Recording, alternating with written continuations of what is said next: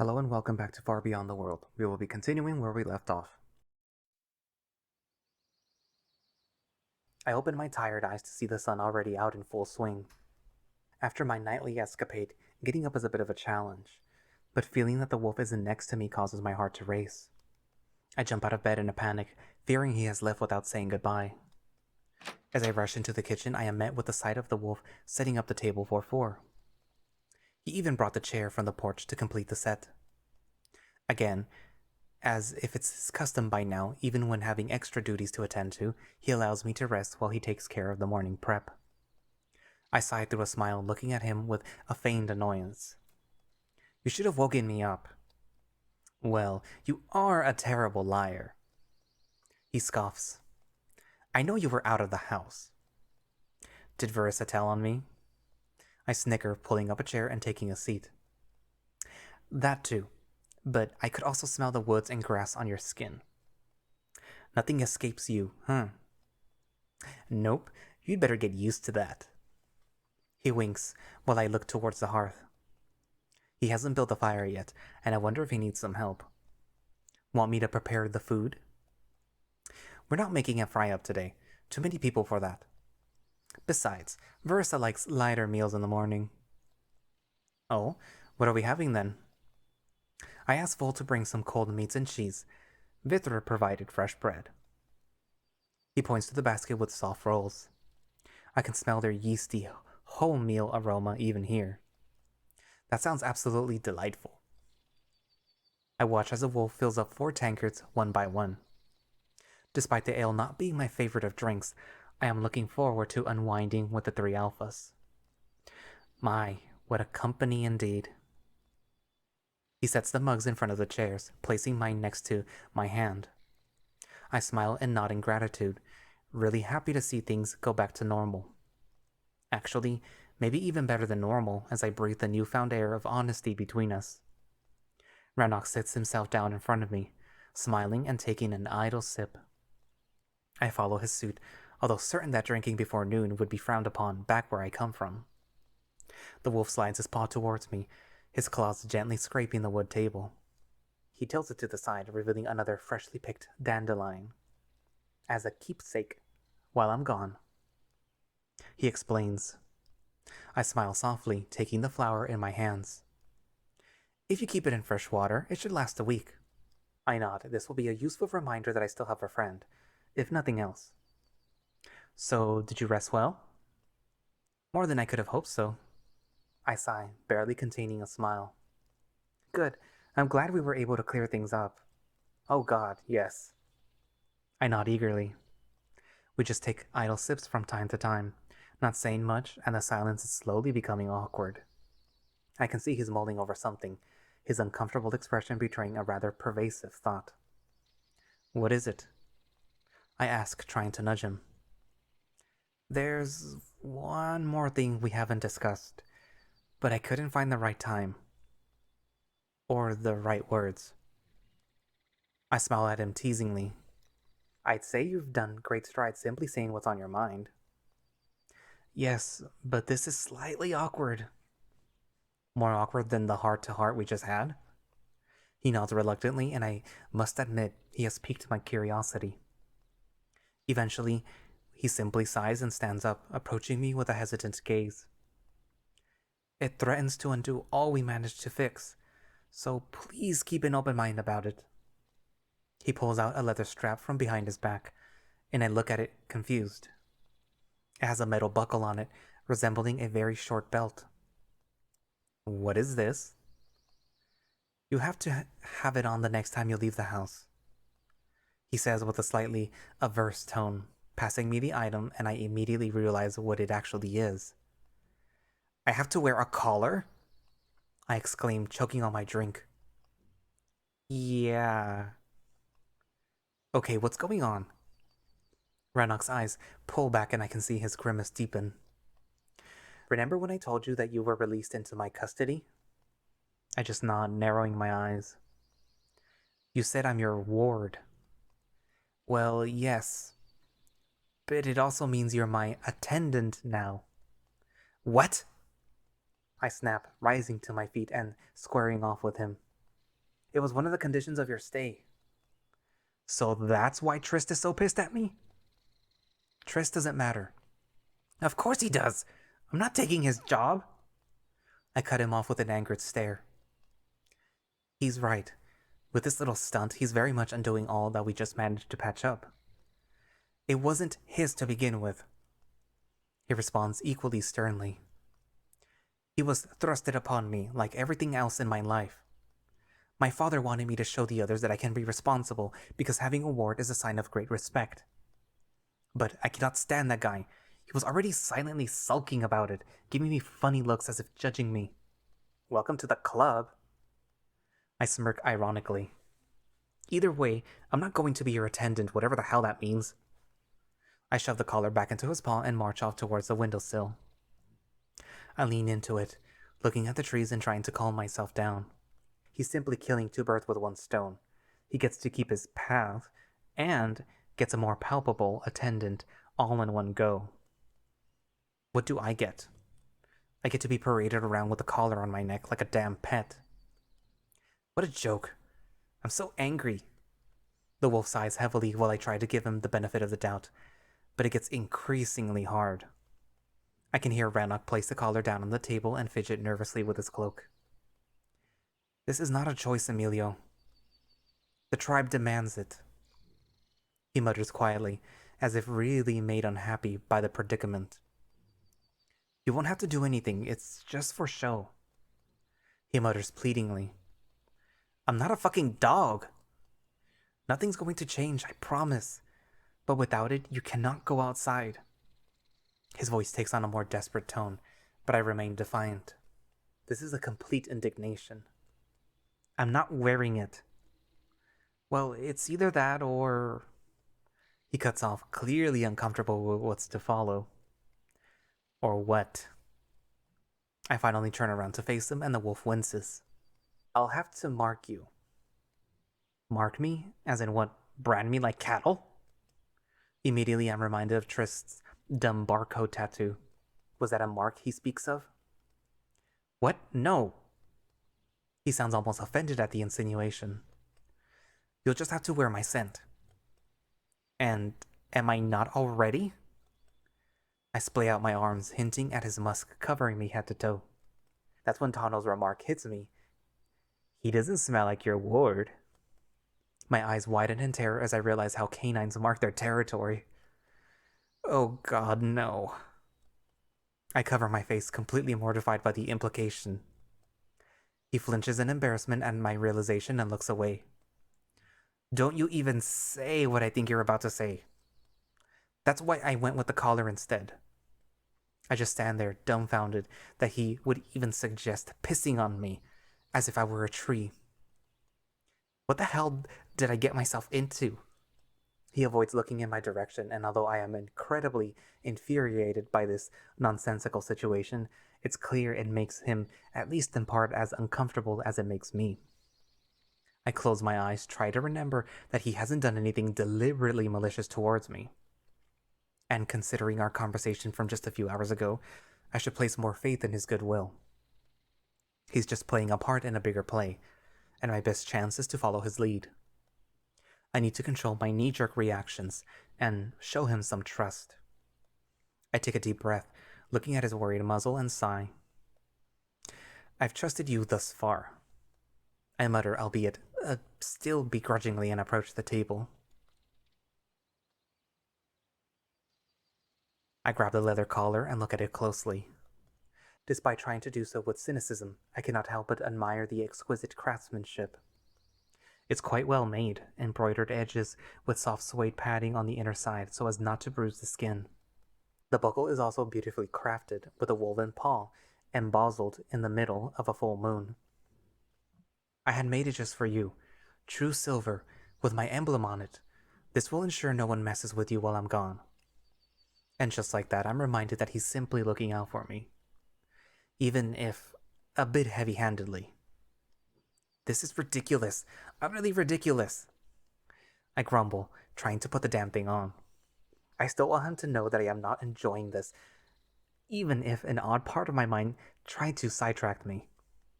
This is not kinky. Not in the context, at least. Will I have to serve at the feast then?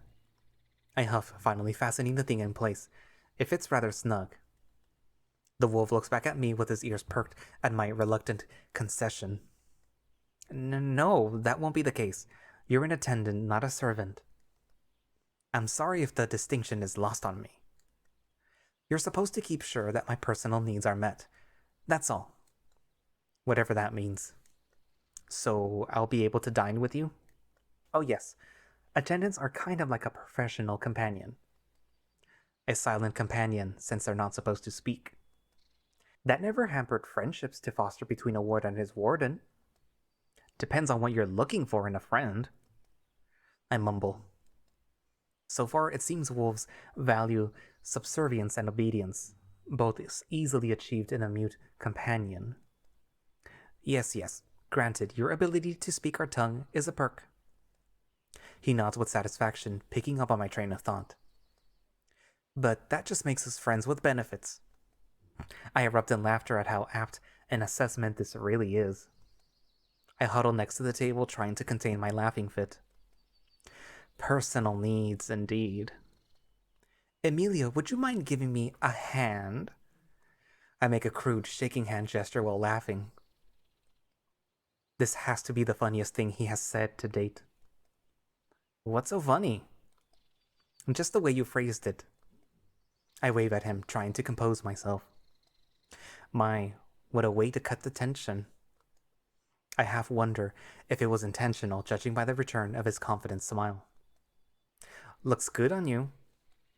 He tries to be teasing, and I decide to play along. It would look even better on you. I'm afraid it wouldn't fit. Yes, your neck is quite fat. It's not fat. He scoffs in feigned annoyance. It's just fluff. He raises his brow proudly, and I nod with a smile, picking up my tankard. I wet my lips with amusement, looking love-struck at the wolf again. It's really hard to keep a level head around him. Some time apart will help us temper our emotions. My thoughts go out to the funny bunny, whose grudge against me becomes now more understandable. Trist had a place at the table, and now thanks to me, he has to serve it. I mutter idly. I'm just trying to understand his annoyance. As your attendant, he had a cushy life, which I've taken away from him. That may be true, but I never took Trist to the feast. The wolf protests through a scoff, his voice almost mocking. He's just a rabbit, and he might just as well have punched me. What did you say? My stunned reaction causes him to reconsider his words, and I can see his flirty demeanor change into panic. I mean, like I'm just a human, right? I interrupt, looking at him with clear disappointment. By the moon, Emilio. He finally snaps in annoyance. Are we really going to do this every time we talk? Do what? Bicker. I can't stand it. You're just like Verissa, always on my case. I'm not the bad guy here. I'm not saying you are, but you're not exactly Prince Charming either. I'm not a prince. Obviously not. No wonder Trist is seething. If Ranok was dismissive of the bunny, seeing me showered with attention must be aggravating. If he bothers you so much, I'll have him dismissed from the tribe. He stifles a growl, and it makes me slightly worried. I might have had a bad run-in with the rabbit, but I don't want him banished, especially now when we both hold each other's secret. What? I can't believe my ears. I thought you were different. I don't understand your issue here. You say he bothers you, so I'm happy to get rid of him. He's not the problem here. You are. A soft knock stops our argument as we both lock startled gazes with the door. Am I interrupting something? We fall silent, exchanging looks and both taking a deep breath. No. Ranok finally calls out, clearly relieved by this distraction. For once, you're my saving grace. Or coup de grace. I scoff, watching as a wolf walks up to open the door. Verissa enters the cabin bearing a white garment draped over her arms. Your heated argument could have been heard all the way from the path. She looks at us with annoyance. At this rate, Tano and Trist are the least of your concerns. If your bickering continues, the whole village will learn the human speaks by tomorrow. Don't worry, I still plan to leave. The wolf grumbles and looks at me with a hurt expression. I guess we both allowed our emotions to take the lead. I am being judgy again. Good, I think some distance is warranted after being forced into such tight quarters. Indeed. His voice is cold, and I feel saddened that we allowed things to spiral this far. Right, both of you get rid of those frowns. She touches Ranok's chin, softly lifting his muzzle. I didn't come all the way here to break fast. With 3 voles, one is quite enough. The Grey Wolf smiles, and I also try to muster one. I hope that'll do. She ruffles the cloth in her arm. That's all I've been able to scrounge up on such a short notice. Scrounge up? This is quite exquisite. The wolf exhales, running his paw through the delicate fabric. I look with curiosity, seeing how the sun reflects the glimmers on the cloth surface as Verissa sprawls it over the table.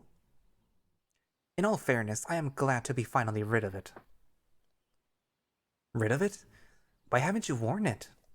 Oh, don't you start as well. She smacks her lips in annoyance, looking towards me.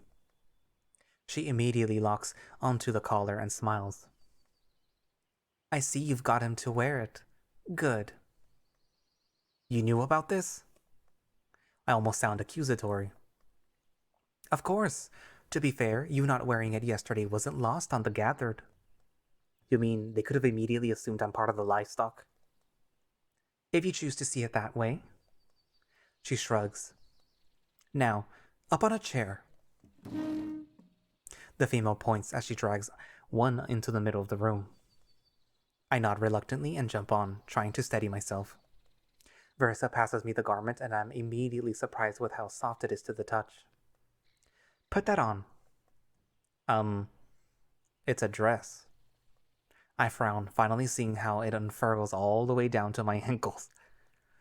My, getting sharper with every passing day. That's not exactly what I had in mind. I throw an uncomfortable gaze to Ranok. First the collar, now this.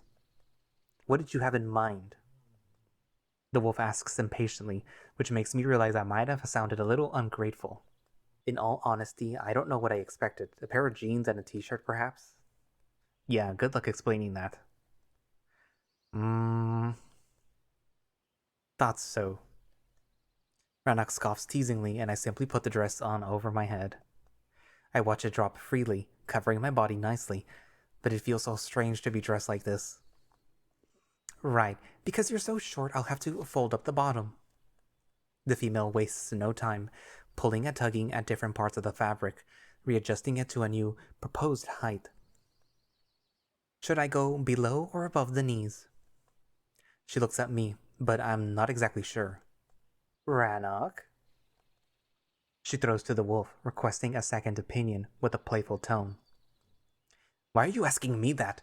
I don't care. I couldn't help but chuckle at how flustered he got, but when her gaze drills back into me, I share his awkwardness. I don't know. Well, if you don't want it to look like a dress, I'd say above. Then it could pass off as a tunic. I nodded with a little conviction in my voice. Relax. No one will even bat an eye. Besides, you've got good knees. Why cover them? She winks and I blush slightly, especially since I notice that the sleeves are cut open, with just 2 golden pins holding them together, not to mention how deep the neckline is. What about the top? Isn't it a bit revealing? I'm not a damn seamstress.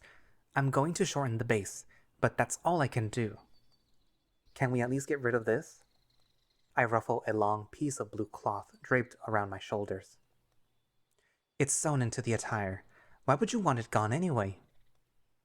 You have no fur, and the dress itself won't keep you any warmer. How's this flimsy dangling strip of cloth going to change that? I pull on the bit that cascades down the right side of my back. It's a shawl, doubling as a cloak if you throw it over your shoulder. It makes you look rather effeminate. I mumble uncomfortably, causing her to laugh. Oh, the horror. She gives a taunting gaze to Ranok, who's been quite smitten with my appearance up to this point. Why are you looking at me? The female shakes her head and returns to regard me, putting 2 needles into her muzzle. Instead of complaining, you should be happy that you don't have to parade yourself naked anymore. Now you'll be clad in pure Tigeri silk and Kametian cotton. Kametian? As in Egypt? They both blink and Verissa looks to Ranok in confusion. He's been doing that a lot, throwing random words around. She mumbles, looking back at me with a risen brow while struggling to pull up the dress. Kametian as in Kemet. I assume it's far away? You assume well. She nods through a smile, placing the needles into the fabric to secure the new baseline. It's on the other side of the globe, so this here, my friend, is a royal gift. She stands up, admiring her handiwork. Not too shabby.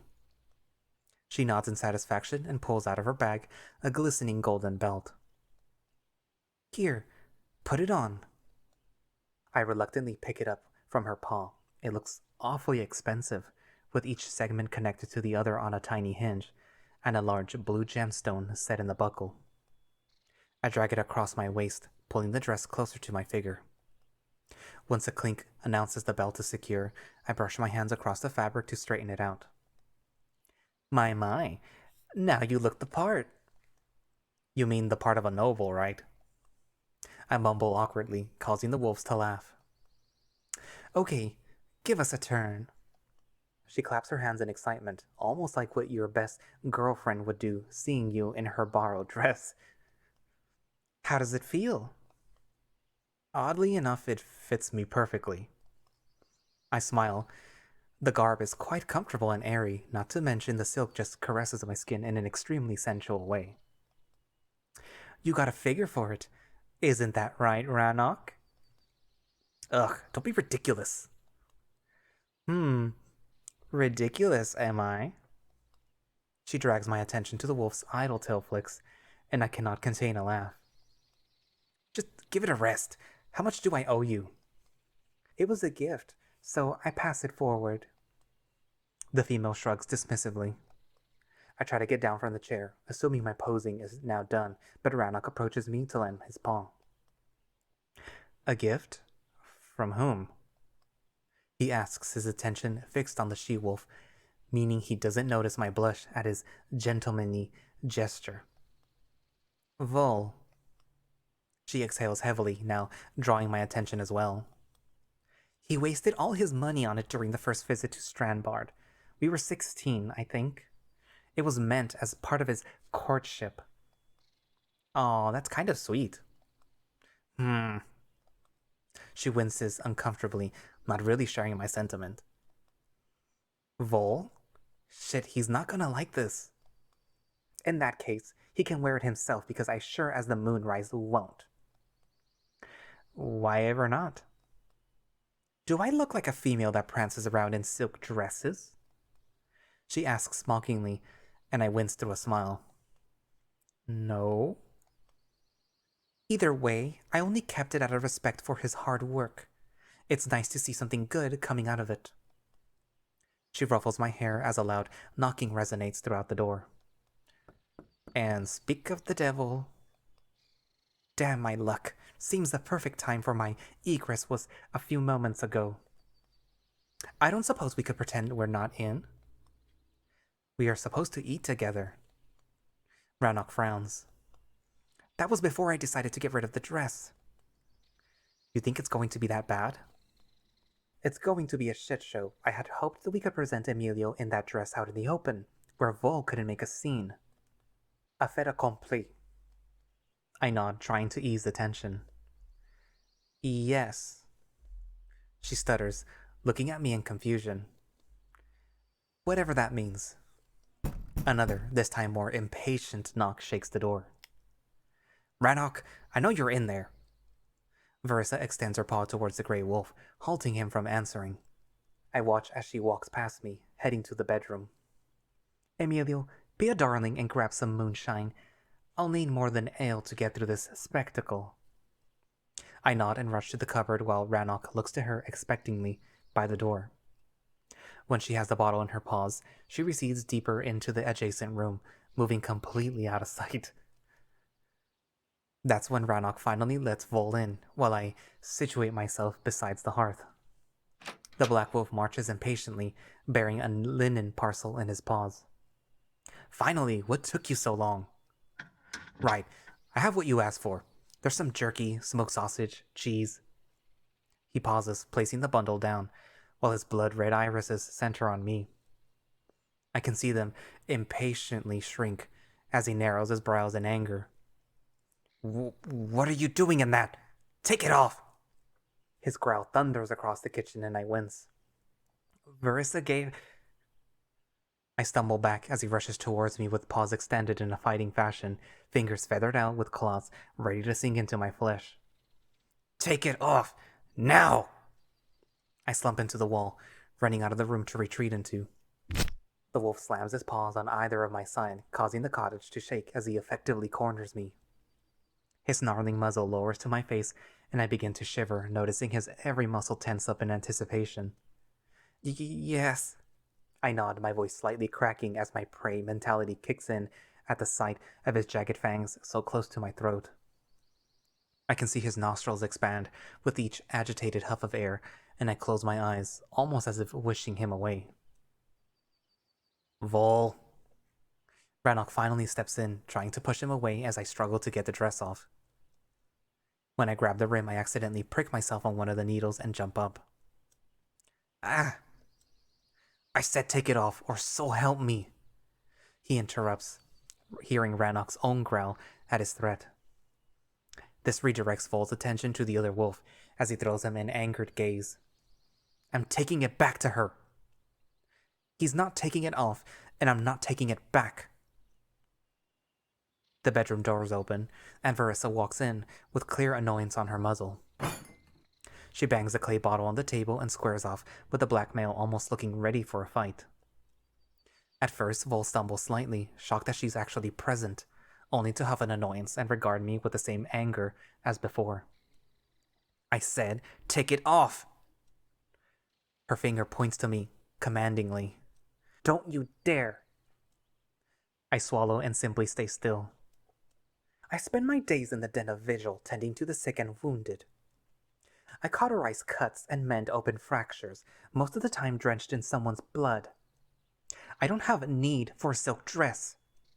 She stands defiantly, looking at the male with disdain I haven't yet seen from her. I don't care what you do. You can make it into a floor rag if you wish, but that thing is not wearing. Enough! The female growls, slamming her fist into the table, causing the tankard and the bottle to dance. Although very much feral, her growl is still surprisingly melodic. For crying out loud, we are not your betas to be ordered around, Vol. So hold your tongue. My eyes are wide open, as I have never heard her snarl so viciously before. Ugh, you have both lost your fucking minds. Treating that thing like it's a person, downright perverse. You yourself treated him with respect at the feast. Ranok tightens his fists, slowly losing his own patience. Vol finally pulls away from me, throwing his massive paws around in annoyance. That's because someone was causing that little bitch to weep for mommy's tit. Since neither of you were going to keep him pacified, I had to step in to avoid us all getting banished. Are you quite finished, or should I come back later once your temper tantrum has worn off? She finally subdues her growl, looking at him with clear, waning patience. I never wore it, nor will I ever. It's a good thing it has some use now. You're even giving away the belt? It's a sapphire set in pure gold. He spits out. He has to tie up the waist somehow. A piece of rope would suffice. Vol, don't be ridiculous. This is pure silk. Yes, your silk. I'll pay you back for this. Ranok tries to place a paw on his friend's shoulder, but Vol brushes it off. You're insane. This is worth a royal ransom. Doesn't matter. You would squander such fortune on a fucking pig in a dress? Now it's Ranok who snarls, struggling not to bare his fangs at his friend. I'll gladly pay any money to make a friend happy and comfortable. Wouldn't you? That question causes Vol to pause, his wild red eyes darting between each of us. That thing's a friend now? Yes, he is. Another subdued growl resonates deep in Ranok's chest, and it's clear he's slowly losing his patience. Vol huffs like a locomotive, making my heart race, as I'm convinced they're going to fight once again. But eventually, he simply sighs through a soft growl. Ugh, I don't want your fucking money. It was a gift for her. He waves his paw between me and Verissa. If she wants to throw it away on a moon-damn pig. Vol, that is enough. You're hurting him. I haven't touched the little wimp. He snarls at her reprimand, seemingly set off once again. You're the one cradling it with Ranok like a pair of den mothers. Although I expect another spat to erupt, she simply looks at him, dumbfounded, only to sigh in resignation and shake her head. Unbelievable, she mutters, approaching the doors. Why do I think you can ever change? You are a damned animal, Vol, to lash out at him like that? I haven't laid a single claw on him. Sometimes words cut just as deep, if not deeper. Wait, where are you going? Anywhere where I don't have to look at his snarling muzzle. She opens the doors, while Ranok points to the half-undone dress. But Don't worry, I'll come back to finish it later, once he's not around. She nods towards the black male. What about the breakfast? Enjoy. I've lost my appetite. As she closes the doors behind her, an awkward silence falls over the room. I just stand there, huddled to my corner, really afraid to move, while Ranok gives Vol a hurtful and patronizing gaze. What? What did I do? Good job, brother. As always, you know how just to push everyone away. I try not to look directly at the black male, but I notice Ranok walk past him towards the doors. He opens them and looks sternly at his friend. You're kicking me out? I want to eat our meal in peace. I need to think. You kind of fucked up my plan a little. Ranok huffs in annoyance. Your plan? I was going to ask Verissa to take care of Amelia while I'm away. Vol's red irises drill into me and I divert my gaze. I feel like a kid who just witnessed a massive fight between his parents. I really don't know what to do. Let me take care of it. What? Ranok scuffs, resounding my own surprise in closing the doors. I can look after the piglet. After the stunt you just pulled, you must be joking. I didn't hurt him, nor would I. I'd much rather have Verissa do it. Yeah, so would I, actually. And just like that, I remembered her earlier offer. Verissa said I could move in with her. I mutter, my voice still faint and low. It's not that simple. The Grey Wolf frowns. I'm glad she offered to accommodate you, but I'm sure she meant it as a last resort. Why? You can't just move in with someone else. You are my ward. Ranok looks at me apologetically. Only way to change accommodation would be if he dismisses you, or if his father would transfer you to another wolf. Former would leave a blemish on you. The latter would leave a blemish on me, neither an optimal outcome in our current situation. A blemish? A dismissed ward is proven inadequate, which very much affects their standing. While a wolf that had their ward taken away from them is proven incapable and irresponsible. Another reason why Trist is so pissed then. He was dismissed without a valid reason, and now he has to live with the consequences, whatever they are. You'll have to deal with some alone time, kid. He still needs someone around. Ranok insists, to which Vol just shrugs. I'll look on him from time to time. He needs more than just looking on, Vol. Emilio is in a fragile state. Ha! As opposed to what? His sturdy one? The Black Wolf scoffs mockingly. See, this is exactly why I know it's a bad idea. Oh, for fuck's sake, Ranok. Since a human showed up, you can't even handle a damn tease. Because this isn't a joke, he states sternly, his eyes betraying he's no longer entertaining a friend's provocations. Emilio is not to be dicked around. He suffered immense trauma, goes through moon knows what levels of stress while being cooped up in here on top of the amnesia he has to contend with. Being left alone with his thoughts is the last thing he needs. What's required here is a companion, not a bully.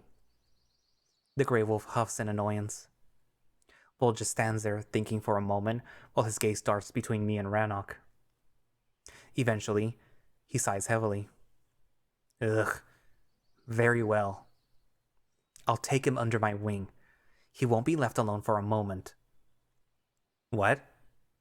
Ranok seems completely shocked by the suggestion, while I'm trying to figure out what it actually means. You would really do that? Yes, really. He responds mockingly. I want to prove to Verissa that I'm not a damn brute. So that's what it's about. The wolf looks to Vol with disappointment. I knew it. You don't give two shits about... Exactly, I don't. Vol interrupts him through a soft growl. The human is your obsession, not mine. All I care about is you and her, so you can trust me when I say I won't fuck it up. Sorry if I find it hard to believe at the moment. You nearly tackled him over a damn dress. I gave it to her! This time his growl is not subdued. I can see Vol's fur bristle in barely contained anger. All those years, she never wore it, not once. Seeing her throw it away was almost as if she spat in my muzzle. How would you feel if Cora treated you like this? The wolf seems to be caught off guard by the question, as if it came out of nowhere.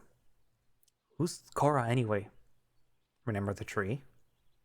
I'm so confused, especially seeing Ranok completely stumped. You wouldn't know, would you? Because you always get what you want.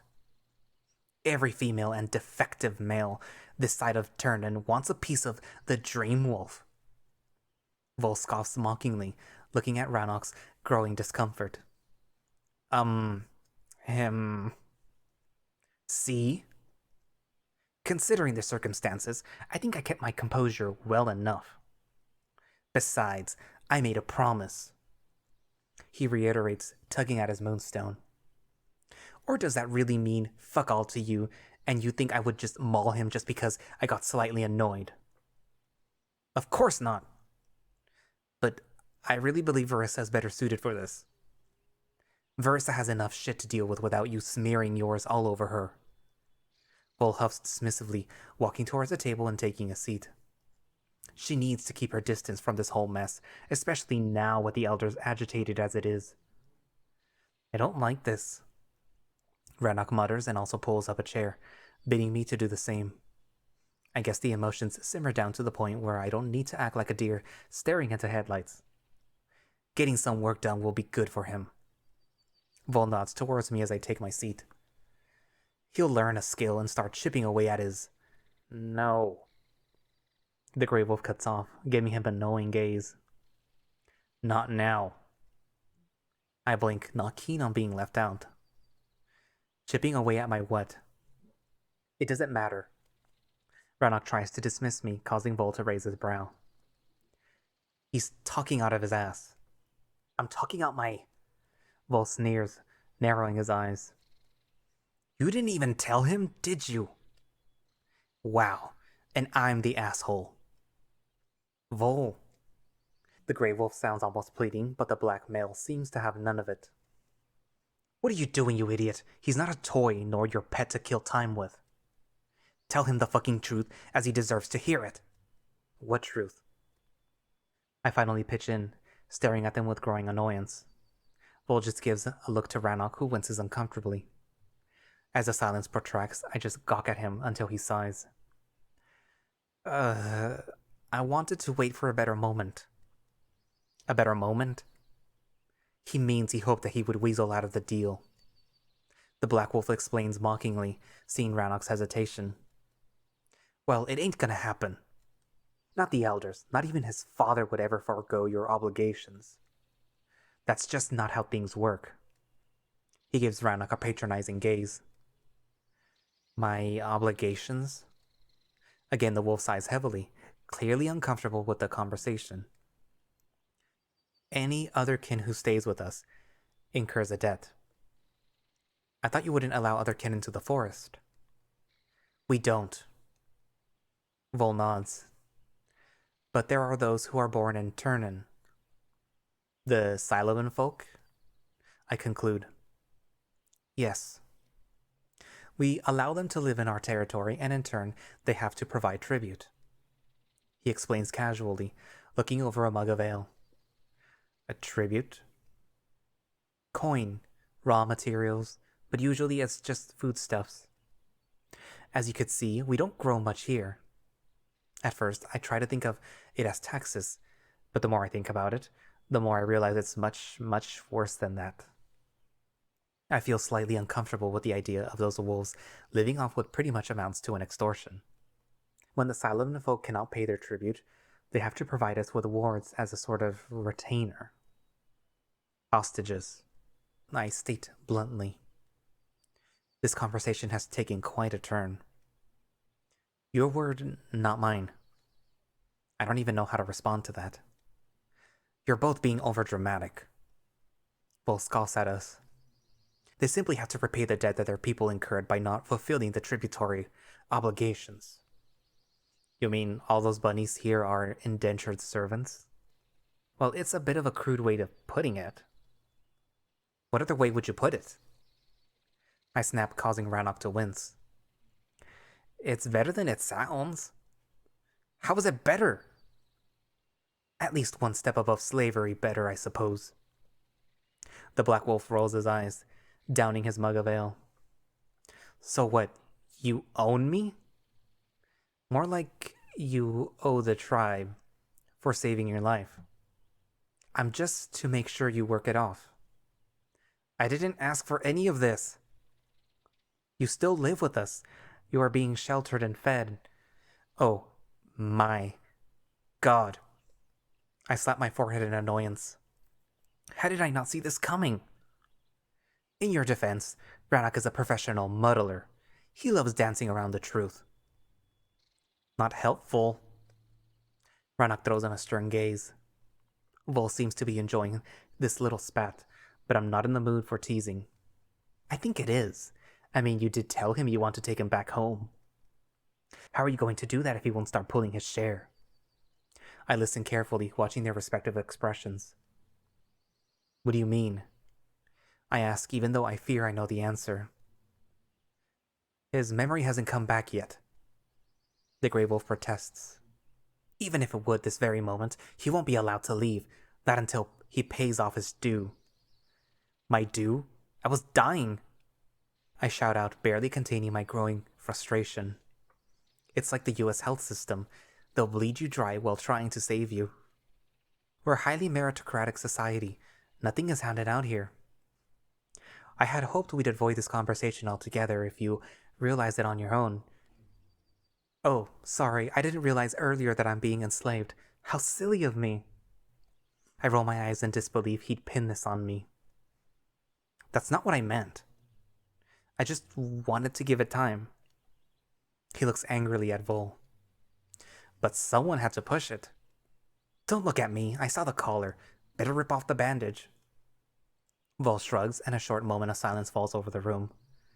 I'm buried in my thoughts, unable to believe how duped I was by this whole setup. As angry as I want to be, I have to admit that there was a lot of signs all pointing in this direction. But I just had faith that my worst predicaments aren't true. You okay? I would say I'm livid, but I'm actually too stunned for that. I mutter, not even regarding him. As the silence continues, I notice Ranok's impatience grow. Eventually, he just snaps and bangs his paws on the table.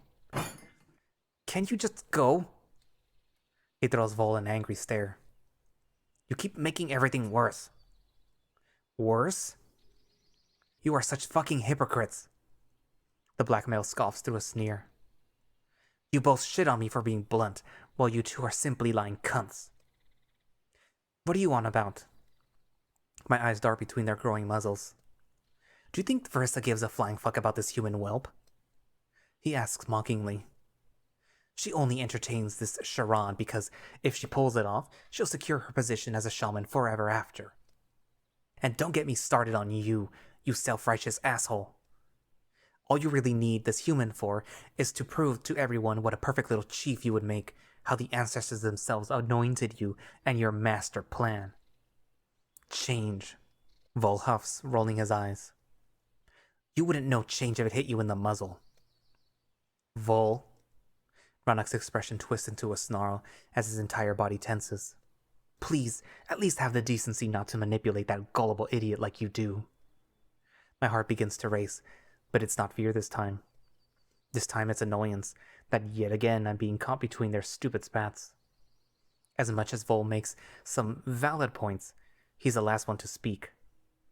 You did manipulate me. I shouted at him, causing them both to gaze at me in surprise. At the feast, I try to be calm, but my emotions whirl in the wrong direction and my eyes gloss. I thought you liked me. I thought we were becoming friends. Ranok's softened expression proves that my hurt is clearly pained over my face, but Vol is not receptive to it. Instead, he gives me a nasty look, one of those he hasn't given me since the day he stabbed me. Friends? What do you think this is, a den tale? I barely know you, kid. All I did was to keep you from fucking us over with your spiraling emotions. Seriously, are you that desperate for attention and approval? He sneers, and I've had enough.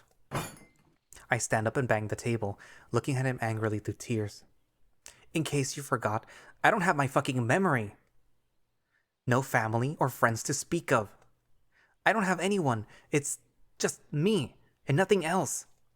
So yes, forgive me if I seek friends wherever I can. As I stand there with my rattled breath half expecting Vol to lash out again, I'm met with something unexpected. A stunned expression. Vol sits still, trying his hardest to look unmoved, but it's quite evident my little rant made him quite uncomfortable. Huh, who's a fucking hypocrite now? Ranok looks to him with a begrudging satisfaction. I have half a mind to tell him off, but I'm done with this shit show. I just slump back into my seat, crossing my arms and looking towards the window. Bacon, eggs, and toast. A wolf lover. I'm such a moron, thinking I'm in some fairy tale B&B. I scoff at the dumb analogy. Even in a B&B, you have to pay the bill at the end. Ugh, I need a drink. Vol finally breaks the silence, sinking deeper into his seat and causing the chair to squeak. Ranok pushes the tankard towards his friend, not saying anything, but Vol brushes it off. Not that weak piss. I need something stronger for this headache. The black wolf scoffs and reaches for the clay bottle. Again, he removes the cork with a satisfying pop and takes a long, deep series of gulps, most likely downing half of the contents in one go. He then sits back heavily, rubbing his muzzle and placing the bottle on the table. The piglet has to stay here. You know I'm right. He mutters, looking to Ranok with a serious expression. The grey wolf sits there troubled, eventually turning to face me with a risen brow, as if to gauge my opinion. Don't look at me. You own me, remember? I respond snarkily. I don't have a choice in the matter. Emilio. The wolf mutters apologetically. Don't Emilio me. Not only do I have to wear a collar, but now I also have to do forced labor. Those are just details. Pretty fucking important details if you ask me. Which you didn't. I mean, why would you? People don't ask their furniture for an opinion. Here. Vol slides the bottle towards me, and I simply sigh. Fuck it, I'm so angry at this point that I might as well take a deep swig. That's why I made you my attendant. This way I can say that you're doing your job, while you don't have to lift a finger. Trist never really had to do any work around here. And you think nobody noticed? Vol scoffs, reaching back for the bottle. Look how much good that did him. His debt is nowhere near paid. Again, could you just... Oh yes, sorry. Wouldn't want to upset the furniture. He winks at me, and I cannot help but smile at the remark. I take a deep breath and sigh heavily. This is fucking ridiculous. I woke up in this damned house, got choked to near death by a massive wolf, then stabbed by said wolf, only to learn that I'm now a slave. A ward. A slave. I insist, giving him a stare that would leave no doubt that I'm going to play semantics. A slave who now owes the tribe for not being murdered on sight, and all of this within a week. A hell of a week. Bull raises the bottle to take a long swig and a feigned toast. What's next? Well, there's always a possibility you'll get found out and be imprisoned and hanged. Perfect. I shake my head. Give me that. Ranok snaps, pulling the bottle from Vol's paw and downing a thirsty gulp. Anyway, I'll take care of the piglet. If he's with me, Tano will stay the fuck away. Yeah, he's the one that worries me. I can handle myself. I cut off, seeing Vol give me a rather mocking gaze, obviously hinting at my conduct at the feast. I know I messed up, but I have a better bearing now. Now they both give me doubtful looks. Look, had Ranok not... The grave wolf's eyes widen in fear, and I realize I cannot actually explain our little jealousy game. Had Ranok not what? Well, you know. I mumble, trying to backpedal. You said it yourself, he can act like a fool. Yeah. Him ditching you alone with Tano to fondle some tit was a classic move. Now I flash my eyes at Ranok so that he plays along. Ugh, it wasn't like that. No, it would have been harder to bounce her up and down with Piglet at your side. She threw herself on me. Yes, and you put up a valiant fight. I try hard not to be snoopy, but I cannot help it. The she-wolf made me incredibly jealous, more so than I have a right to be. But still, I have to know. Is that a common occurrence? With Ranok? Oh, yes. Vol almost sounds annoyed. Every female in this village just swoons over the fucker. Honestly, I don't know what they see in him. I do. I've been swooning over him since day one. It's that smile. His damn cocky smile. I hope he doesn't abuse this. Again, perhaps too sneaky a jab, but I want to know if all of this attention doesn't get to his head. Ha! If half the tribe had what he has, there'd be pups running all around the place. I close my eyes and sigh discreetly. Good boy. Could we change the subject? This is getting slightly awkward. The wolf looks away, clearly unsettled by our little exchange. Sure. Vol shrugs. How about you explain to me why the fuck you're leaving all of a sudden? Your father exempt you from any tasks that would leave the piglet unattended. You mean without someone to attend to? He flashes his brow at me in amusement, causing Ranok to sigh. Someone has to find out what happened to Regara and Delran. It's been way too long. Tano could have taken care of that, and it would get him out of the village. Which is why he would never volunteer for this, and my father doesn't see any urgency to actually order a search party. Vol muses, shaking the bottle to gauge the remaining levels of booze. He takes a sip and then pushes the bottle towards me. Should have asked me then. I would have gone. You want a week's rest. What sort of leader would force a friend to forego his leave? I tilt my head in agreement as I take the final gulp of the moonshine. Damn, Vol nearly demolished it on his own. I smell bullshit. Where was this urgency and concern a day ago? You're not telling me something. He drills his gaze into each of us, darting it back and forth expectantly. I dearly hope he doesn't suspect something. Fuck, I don't think it would be a good idea to unpack that little morsel right now. Ranok shares my troubled expression, and I wonder if he has a plan to dodge this bullet. You're right. He nods awkwardly. There is another reason. I got blinded by the human. I got so focused on the idea of him being my path that I neglected what truly matters, my duty. So, I try to fix that. I look at him in disbelief. I might know this wolf's just 7 days, but even I'm not that dumb to buy this pathetic excuse. As much as I'm glad to hear you're finally coming to your senses, I know it's horseshit. I'd say it's far more likely that you two need some time apart. My heart skips a beat as my eyes widen in shock.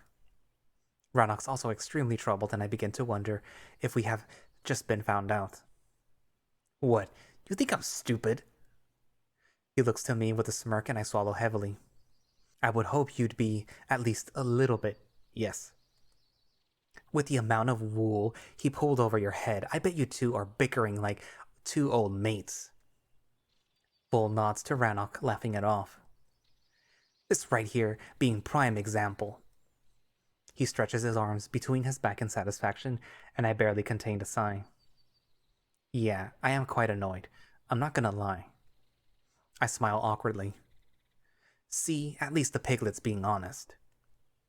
Okay, you got us. Ranok chuckles.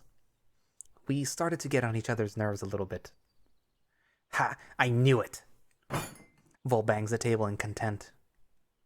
That path of yours turned out to be a thorn bush trail, eh? He elbows Ranok mockingly, and we just exchange relieved gazes. Right. We better get going. Your father hates when we're late for the meetings. A meeting? Yes, before any pack leaves, the elders come to give us their guidance. Vol rolls his eyes in annoyance, and I immediately pick up on his train of thought. Nothing like a bunch of old people telling you how to do a thing completely unrelated to their actual circumstance. I simply shrug and stand up. No, you cannot come. But no piggies allowed. I throw Ranok a worried gaze. I won't let him leave without a proper goodbye. The Grey Wolf nods to me, immediately understanding my distress. Could you go ahead? I'll catch up with you. Huh? Vol raises his brow in slight suspicion, but Ranok doesn't seem to care. I just want a moment alone with him. Why? Ranok just stands there looking at his friend, telling. I'm not sure if he doesn't respond because he doesn't want to tell him or can't tell him the truth, but eventually Vol takes the hint. Ugh, if you're going to get sappy here, then yes, I better leave. It's called positive reinforcement. It's called being a moon-damned den mother. The black male scoffs and throws me a rather unsettling gaze. By the time you're back, I'll toughen up the little wimp. Please don't. Ranok mutters, watching Vol opening the door. Yeah, I'd rather he didn't either. So far, Vol's methods end up with me being roughed up rather than toughened up. I'll come and looking on you later. The Black Wolf scoffs and closes the door behind him. Silence falls over the room as we just stand there, rather uncertain what to do or say. Ranok didn't even turn to face me, his gaze still locked on the door. It almost seems as if he was reconsidering this whole idea to leave. Suppose he came up with it where emotions were high and now regrets it without meaning to back out.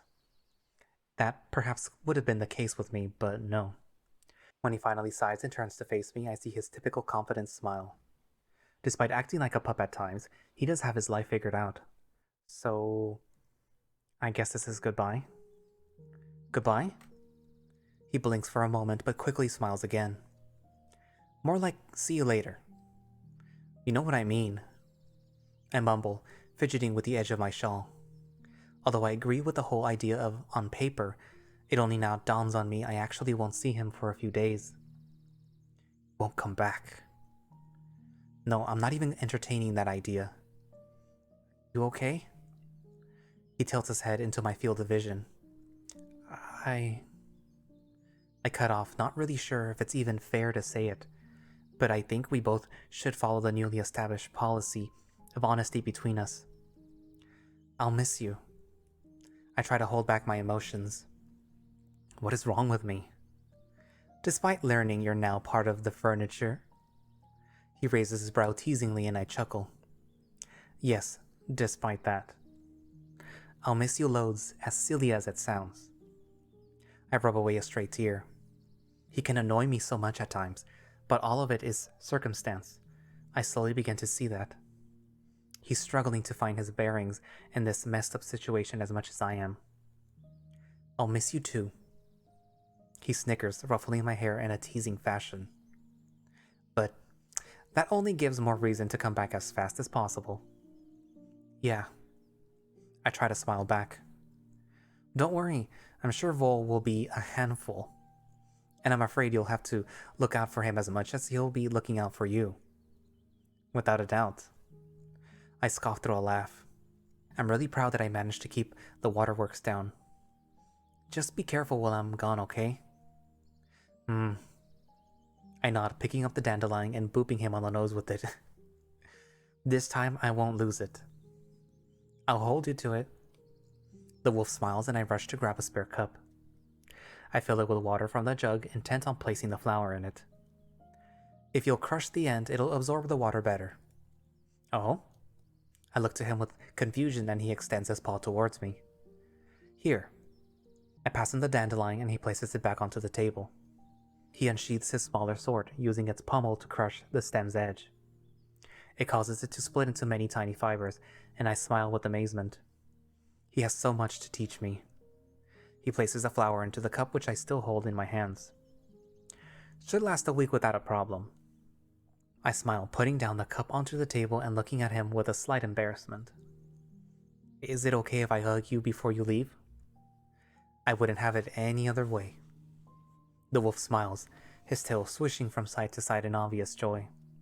Before I even open my arms, his paw swoops behind me and he pulls me deep into his chest. My head sinks into his neck fluff and I take deep inhales of his scent, almost as if wanting to imprint it into my memory. His embrace is equally as desperate, as for the first time he uses his actual strength to keep me close. I can feel his muzzle and cheeks rub against the top of his head as the wolf nuzzles into my hair. I feel safe, warm, and cherished in his arms. But like any good thing, his hug comes to a faster end than I'd like it to, as Ranok pulls away from me. He looks troubled, evidently struggling to maintain his mask. You'll be fine. I try to sound encouraging, and he looks at me with surprise. Me? He laughs. You always worry about the others, don't you? I'll be fine as long as you promise to stay vigilant. I will. I nod with a confident smile. I'll prove to you that I don't need a babysitter. Good. I'm looking forward to it. The wolf approaches the door and pulls the handle. The lights on the outside world flood the kitchen as he opens them ajar. I know you'll make me proud. I nod and simply watch as he steps out, with the light slowly receding as he shuts the door behind him. I'm alone once again. The unsettling feeling slowly creeps to my stomach, but I won't let myself be tortured. With the free time on my hands, I'm going to look through the books again, but first, I need some breakfast. I unfold the parcel to reveal a selection of meats and cheeses and fetch myself a fresh bun. It's sad that our joint breakfast didn't come to pass, but it's more the reason to not allow this food to go to waste. I simply dig in, enjoying my meal in peace and quiet.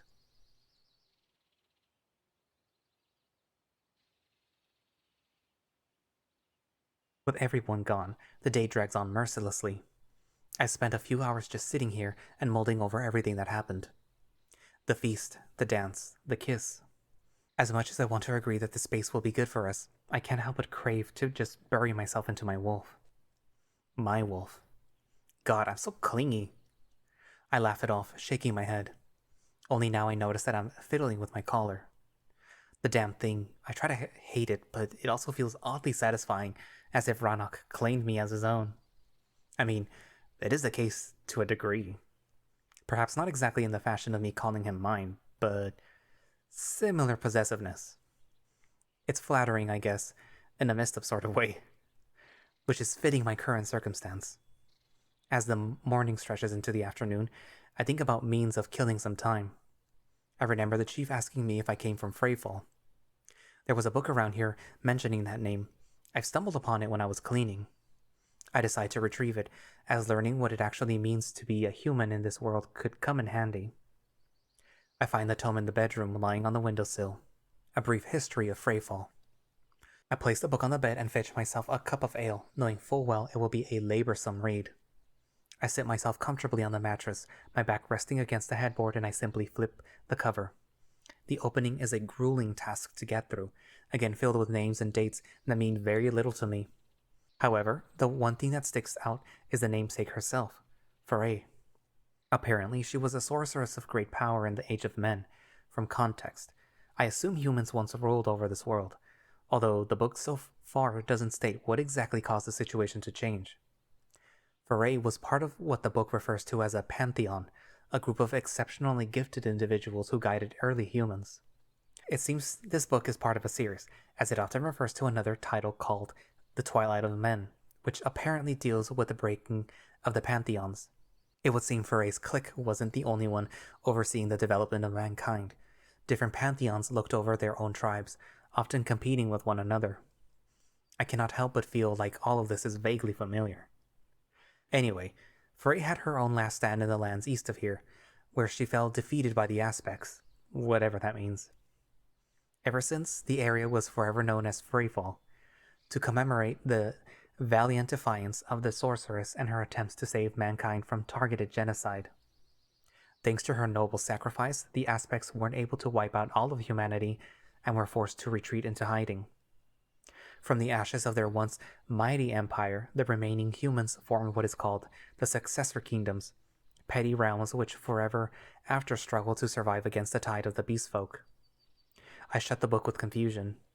This leaves me more questions than gives me answers. And I don't think I like to learn that I'm an extinct species. It just doesn't feel right. Vague familiarity aside, this now reads like a poorly written fiction. However, since I'm here, I cannot help but feel unsettled by this information. Am I really from this world? Am I a part of a dying race? The bigger question is, why would the Aspects, whoever they are, want to wipe out humanity to begin with? Sure, we have some issues, but these wolves don't seem to be saints either. If there are some supervising beings looking over this world, I think one verbal and two written ones would be a better policy than, skipping straight to global-scale genocide. As I'm about to open the door again, I hear knocking on the outer doors and I assume it's Vol. It's been a while, so this means Ranok has most likely left already. When I open the door, I'm greeted with Verissa instead. Oh, you're back. You almost sound disappointed. She chuckles, pushing past me. I promised Ranok to get the dress done, so here I am. The female points to the chair and unpacks from her pouch a white thread with a shiny needle embedded into the spool. Get up. I need to readjust the height after Vol manhandled you. He hardly touched me. I smile awkwardly as I walk onto the chair. Kind of you to say, but that's besides the point. Verissa picks up a few pins and secures them between her lips. She tugs at the fabric, making sure that it's aligned properly again. When she's happy with the new edge, she simply fastens the dress bit by bit. I let her work without interruption, until eventually she is done. Right, take it off, but gently. I don't want it to get crooked. I nod and proceed with caution. Once the dress is in her possession, she simply unfolds it in her paws and seats herself comfortably on the table. I watch as she strings the thread through the needle, slowly getting down to sewing. How was the spectacle then? She muses as she pulls a needle through the fabric. Not that bad, actually. I mutter uncomfortably. She sounds unconvinced, but I don't really want to add to her misgivings about Vol. True, he might be a bit short-fused, but I'm sure he has his reasons for it. And so far, it seems that scolding him for it doesn't yield any desirable results. He's not that bad, just grumpy. Ha! She laughs sarcastically, her paw going up and down, with the thread dancing merrily in the air in long waves. That's one way to put it. Vol's very much a powder keg. A slightest spark can set him off in the most spectacular of ways. I frown, really saddened to hear that. Was he always that way? Oh yes, Vol was pretty much enraged ever since he was a pup. I've gotten quite immune to his tantrums.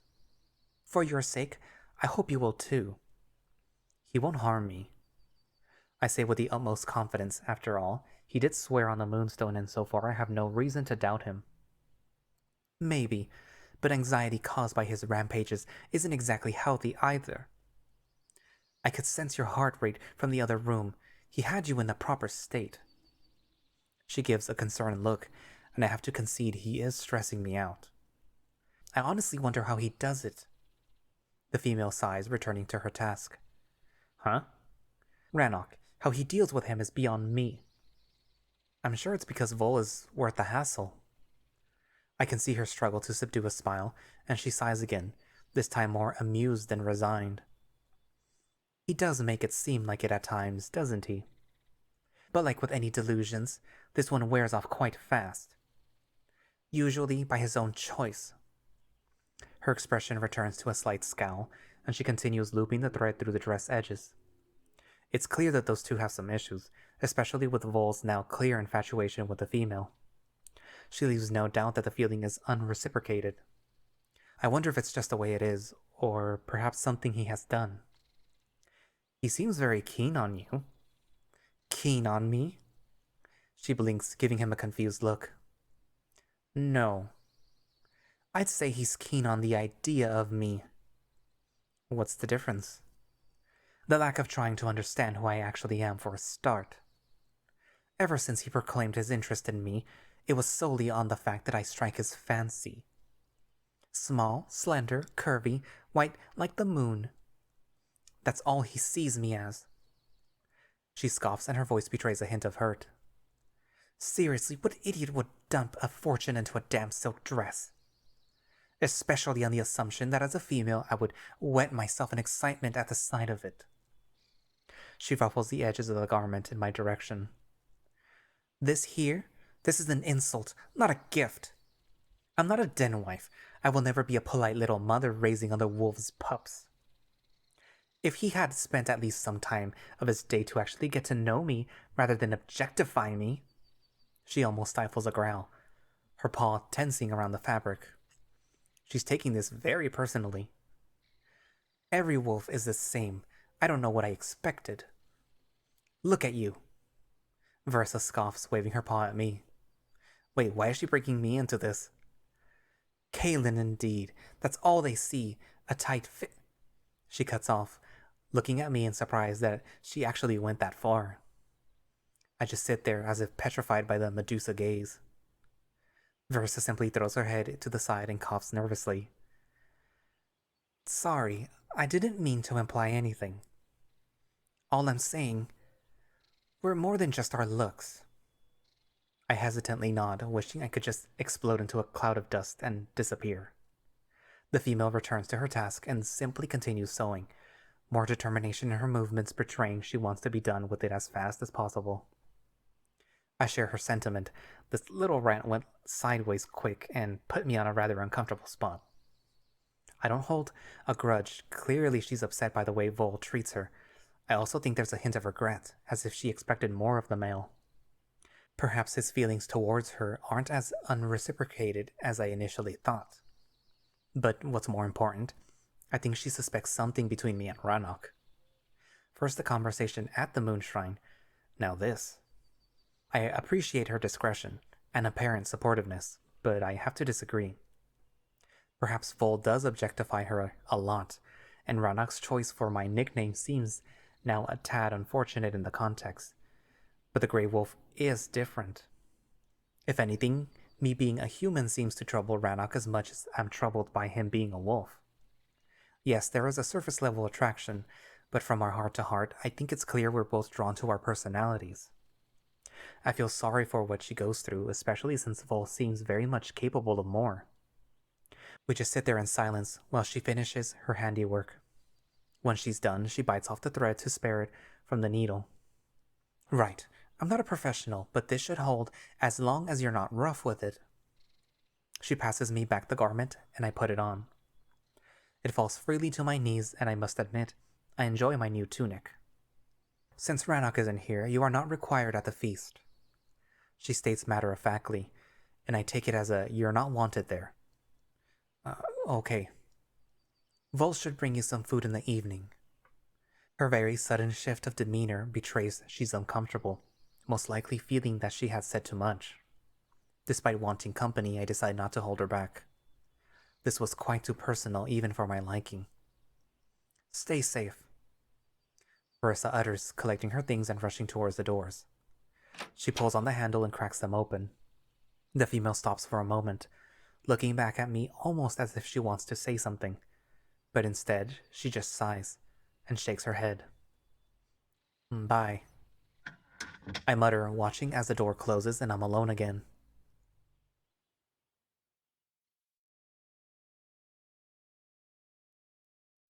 I spend my time between figuring out how to start the fire and deciphering more of the fantastical book.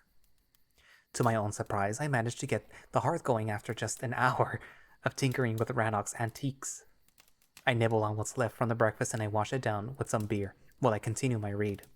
Apparently, the lions are one of the main reasons why my kin are such a rare sight. They arrived in Avalon, bent on conquest, establishing their own kingdom, subjugating all the folk living there. Their first targets were the humans of Freyfall, whom lions viewed as inferior and unfit to live in their new domain. They laid waste to the land, butchering entire towns and villages, finally standing at the very gates of the human capital in these lands. Freyrun was the largest city of the continent, grand and wondrous, a last visage of the humanity of old. The lions had no means of breaching the city with its massive stone walls, so at first they resorted to starving it out. But the humans of Freyfall stood firm, resupplying their city through the river. Impatient, the lions decided to terrorize the populace into submission. Each night they would catapult half-eaten human cadavers into the city, aimed at breaking the spirits of the defenders.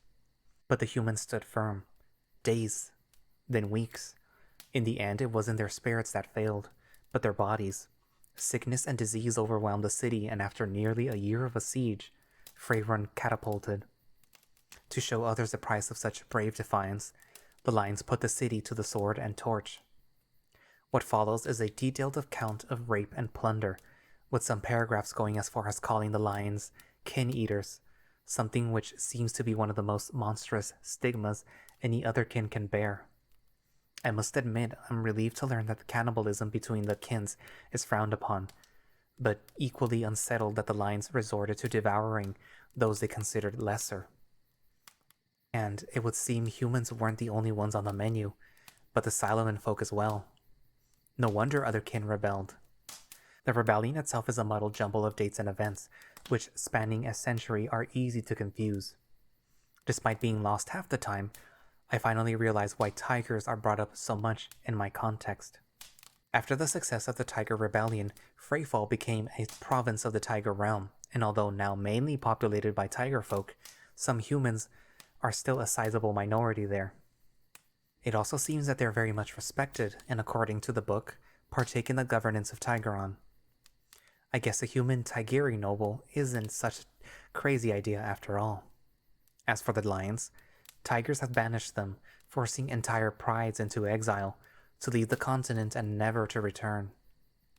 A fitting end for those murdering monsters. If at least half of the stuff I read is true, then I definitely do not want to meet a lion. I close the book, trying to digest this information. It all seems so surreal and very much out of place. I don't feel part of this world. Some of the information is familiar, but my head is also filled with a jumble that doesn't fit the context. I'm more and more convinced that I have somehow stepped through the looking glass.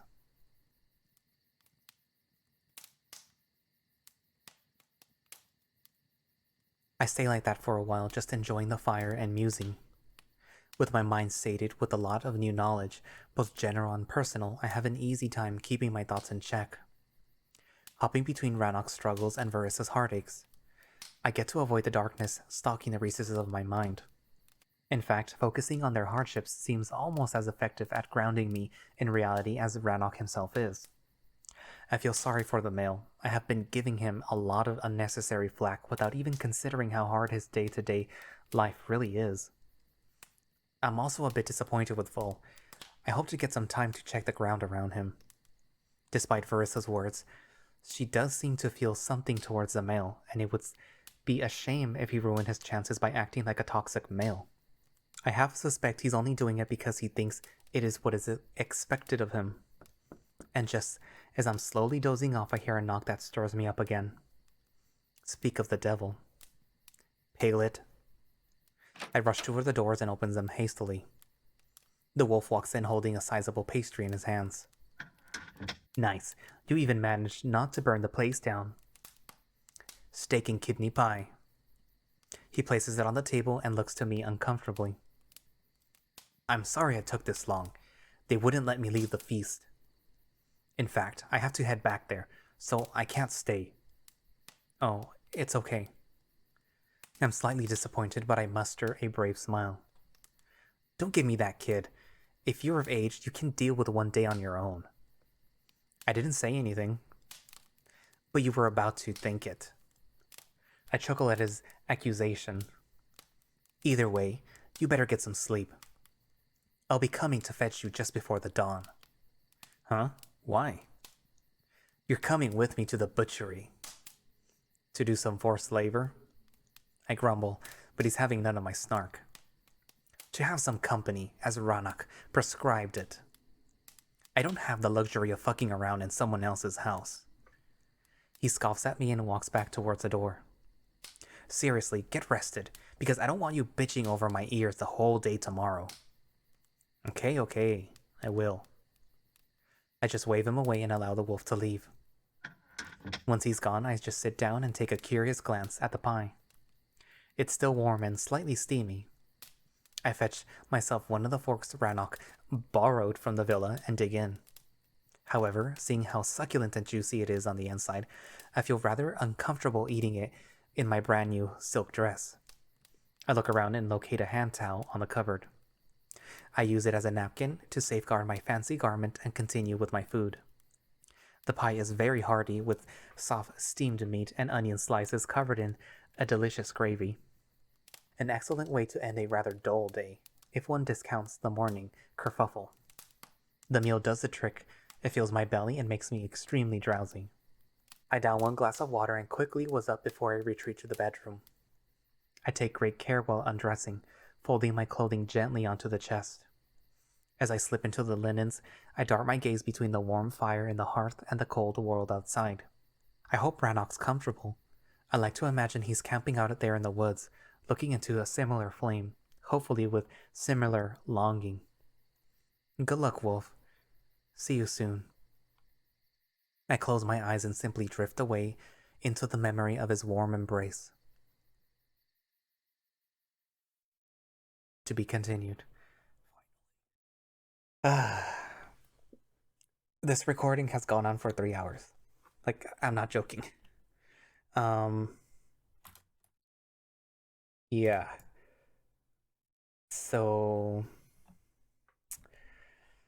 I wonder what's gonna happen, and hopefully the next part will be released soon for the public, because I don't have access to the Patreon for Kael Tiger. So yeah.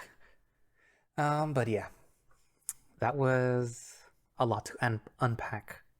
First we have Verissa, who she's clearly hiding the distress she's in, and Vol might actually be right about her, hiding the fact that she's doing this more for probably Ranok than the human.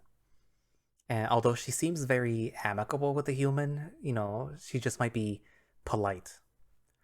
And it's clear that Vulgar is a lot less, aggressive, that he actually likes people, or at the very least likes Ranok and Verissa. And perhaps it could be said that he tolerates the human. He doesn't like the human. He probably wouldn't want to keep the human, but he tolerates the human for Ranok's sake. And I mean, who knows, maybe that will change. And it actually would be kind of cool if we were to get to see, like, a part of it is the human hanging out with Vulgar, and then another part of it is the human hanging out with Verissa. Like, taking turns taking care of the kid, like if they were divorced. And but yeah. What do you think is gonna happen next then? Leave, a comment down there. But anyways, thank you all for watching / listening. If you would like to play Far Beyond the World yourself, there will be a link down in the description. If you would like to support Kael Tiger yourself, there will be a link down for his Patreon. I forgot the word. And if you would like to follow him on Twitter, there will also be a link down for his Twitter. I will also put a link down for Moe's Bandcamp, because he does really good work. The music is really good, so I think people should support him too. Maybe commission him. Who knows? And yeah. Thank you all for watching, and I will see you when I do. Bye bye.